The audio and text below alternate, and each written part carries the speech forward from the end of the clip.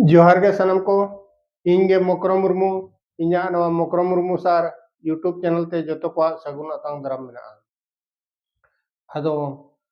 होला मन मेन लेआ सेचेत कथा इदी कते कथा मेन केट गया आदो तेहें दो आरहुं रुवाड़ेना ओना मारे टॉपिक सावतारी कथा इदी कते के कथा बो आंजम नेबा आदो तेहें सावतारी कथा इदी कते मेना आम जहाँ तिना होड़गे हुयुग में हुए तो आम सेलिब्रिटी हुयुग में हुए तो आम डाक्टरम हुई को हुए तो आम जहाँ तिना सेना पोस्ट रनी होड़गे मंत्रीम हुई को जंत्रीम हुई को तो आमा कमी सावता लगित ते आमा कमी सावता चेतान रे चेद लेका इफेक्ट अगुया ओना दो अडिगान इफेक्ट अगुया आमा प्रभाव आमा कमी रे प्रभाव सावतारे अडिगान पड़ावा जदि आम बेसम कमिया का एनखान बेस प्रभाव सावतारे पड़ावा और बड़ी एम कमिया का खान बड़ी प्रभाव आमा अड़ी जस्ती के जस्ती बजावा चिकाते आम दोम सेना होड़ कना सेना होड़ा कमी और जहाँ कमी गेताय आजा बेस कमी खान दो बेस प्रभाव गे ᱧᱩᱨᱩᱜᱼᱟ चिकाते सेना होड़ा दो जतो गे को फॉलो गया और उनिया कमी रे प्रभाव नुना विस्तार हुआ ओनाते हुलचुल गोद काआय नोआ सावता बेस खान मा सावता रे आजा अड़ी बेस हुआ बड़ी खान हो अड़ी गान बड़ी नेल ᱧᱟᱢᱚᱜᱼᱟ नोय बोन नेल इदी केट गया एटा जात रिनी आबो सावता नि कोड़ा एटा जात कुड़ी बापलाय जाय ओना हबो नेल केट गया और आबो जात रिनी अड़ी छेड़ा होड़ एटा जाता धर्म करम ओना को माना गया ओना हबो नेल केट गया आर हबो नेल केआ आबो नितो रिसेंटली ᱧᱩᱛᱩᱢ मा बइन मेना और सावतारी लेकाते जहाना आजा मैरेज सेरेमनी कराव केआय ओना परेते आज हो ओना कोर्ट मैरेज है कराव केआ ओना को माना बोन नेल पारम इदी कत गया ओय नेल नेल तबन मारे इदी आदो नोआ को नेल मा तबन तिना बेसोक कना चे खराबोक कना ओनी मेन के नोआ जिनिस को आबो नोंकाना कोदो और चेद बन मेता को सेना होड़ गे को बेसेआ और सेना होड़ गे सुक्तो को बड़िया मंत्री इज हपन एरा छतिक साए बापलाय कना ओको डॉक्टर उनी एटा जात रिनी बहु कुड़ी अगुई कना ओको डॉक्टर कुड़ी एटा जात रे जावायोक कना ओको जंत्री इंजीनियर उनी एटा जात रिनी बहु अगुई कना और खान इंजीनियर कुड़ी एटा जात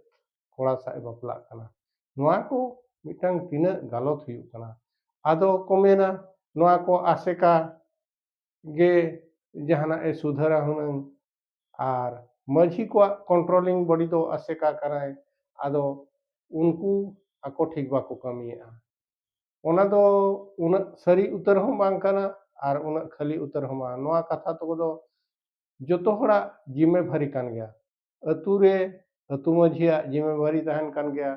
और दिसम हड़ को हो जिम्मेवार कान गया जे सावता दो जतो होड़ा कान गया केवल जे आसेका कना केवल जे अतु होड़ा कना जे केवल दिसम होड़ा कना होय आबो माने आम आदमी कना ना आबो उनको सुमुज दो बांगा जतो मिलजुल कते आबो दो कोड़ा हुयु कुड़ी हुयु और अतु होड़ हुयु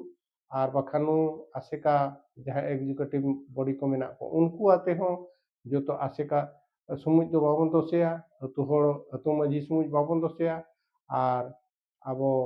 गावला होड़ को बाबन दोस को जो तो मिलजुल कते आबो दो जो तो होड़ा अवदान तहन दरकार कना ओका लेकाते बेसोआ ओना गे बोन कमिया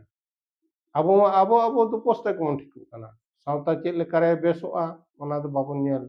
ठिकाईआ आदो ᱦᱟᱹᱱᱤᱢ ᱫᱳᱥᱮᱭᱟ ᱱᱟᱹᱭᱢ ᱫᱳᱥᱮᱭᱟ ᱚᱱᱠᱟ ᱛᱮᱫᱚ ᱟᱵᱚᱣᱟᱜ ᱥᱟᱶᱛᱟ ᱫᱚ ᱵᱟᱭ ᱠᱮᱴᱮᱡᱚᱜᱼᱟ᱾ ᱟᱵᱚ ᱫᱚ ᱚᱠᱟ ᱵᱟᱝ ᱜᱟᱱᱚᱜ ᱠᱟᱱᱟ ᱚᱱᱟ ᱜᱮᱵᱚᱱ ᱜᱟᱱ ᱦᱚᱪᱚᱭᱟ ᱟᱨ ᱱᱚᱣᱟ ᱠᱚ ᱢᱤᱫᱴᱟᱝ ᱥᱟᱨ ᱡᱤᱱᱤᱥ ᱛᱟᱵᱚᱱ ᱵᱚᱱ ᱟᱹᱜᱩ ᱞᱮᱱᱟᱝ ᱟᱵᱚ ᱥᱚᱱᱮᱨ ᱥᱟᱱᱛᱟᱲ ᱥᱟᱶᱛᱟ ᱫᱚ ᱱᱟᱯᱟᱭ ᱛᱟᱦᱮᱱᱟ ᱟᱨ ᱱᱚᱣᱟ ᱠᱚ ᱡᱤᱱᱤᱥ babon gapal marau midu'a ar babon galoch mida atu akhड़ा रे bakhan do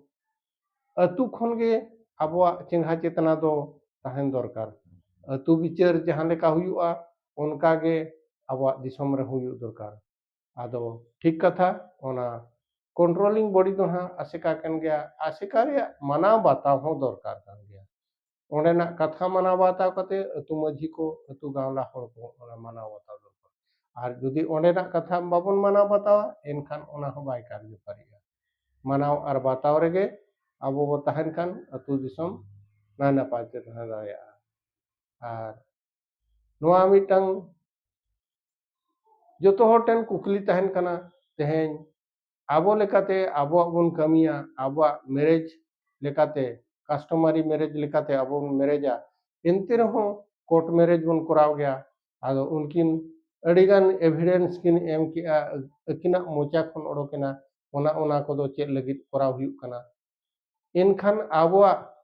जहां सिस्टम तहन कना आबो सानताड़ी सेरवा रे जहां तिना अरिचली तहन कना बापला बेहा भांडान कुरन ओना को मिछे उतरोआ जतोना जीरो उतरोआ एनखान आबो दो कई कईते बई बईते आबो दो कन्वर्ट इदी आबोन एटा कोआ कल्चर सेते आदो नोआ मिटंग एग्जांपल किन सृष्टि केआ कई कईते आबो अस्तित्व दो लोप रे अकिन मिटंग एग्जांपल गिकिन बनावा कना आर ओना कथा को तिना पे कुसिया कना बापे कुसिया कना कमेंट माध्यम ते ना पे बड़ाय चोइया